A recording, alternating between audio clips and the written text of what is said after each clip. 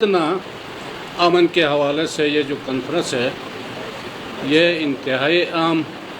اور علماء حضرات نے ہمیں کہا کہ یہ ہمارا صرف گلگت کا نہیں، پورے مسلمانوں کے لیے امن سب سے اہم اور ضرورت ہے۔ اس حوالے سے علماء کرام اور مقررین نے ہمیں بہتر انداز میں اپنے تقریروں میں بات کیا ہے۔ میں صرف ایک سیاسی ادنا کارکن کی حیثیت سے جو ہم محسوس کر رہے ہیں، گلگت بلتستان میں یہ جو بدامنی ہے، اس میں 3 یا 4 ہمارے عوام میں سے سب سے پہلے سیاسی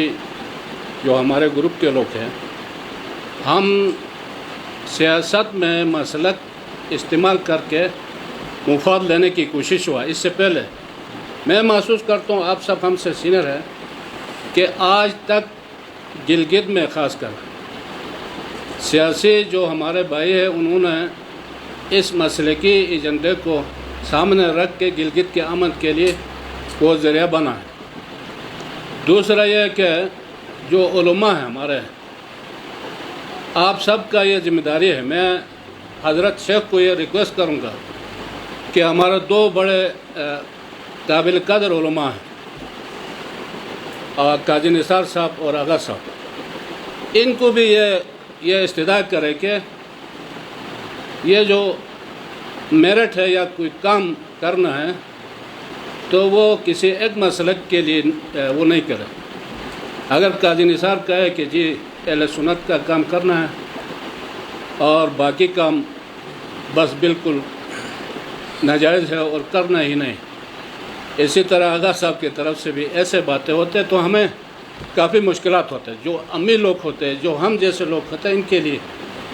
دوسرا یہ ہے کہ سبخان صاحب نے بھی کہا کہ جو ہمارے انتظامیہ کے ہمارے بھائی رہا ہے،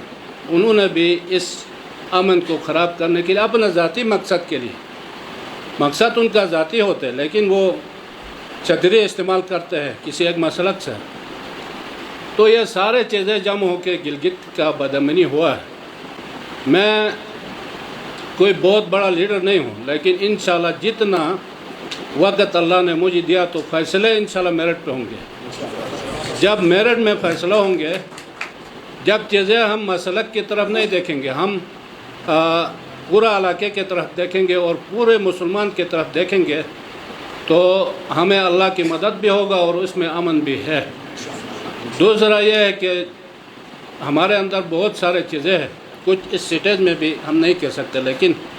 سبخان صاحب نے جس طرف اشارہ کیا، ہمارے کوشش ہوگا کہ اس کو بھی ہم جتنا ہمارا ٹینیور ہے، ہم انشاءاللہ ان چیزوں کو کم کرنے کے لیے ماحول دیں گے اور کوشش کریں گے۔ باقی علماء کے سامنے کوئی دینی رائے ایسے ہم رکھنا بھی اچھا نہیں ہے، صرف یہ ہے کہ گلگت کے نوجوان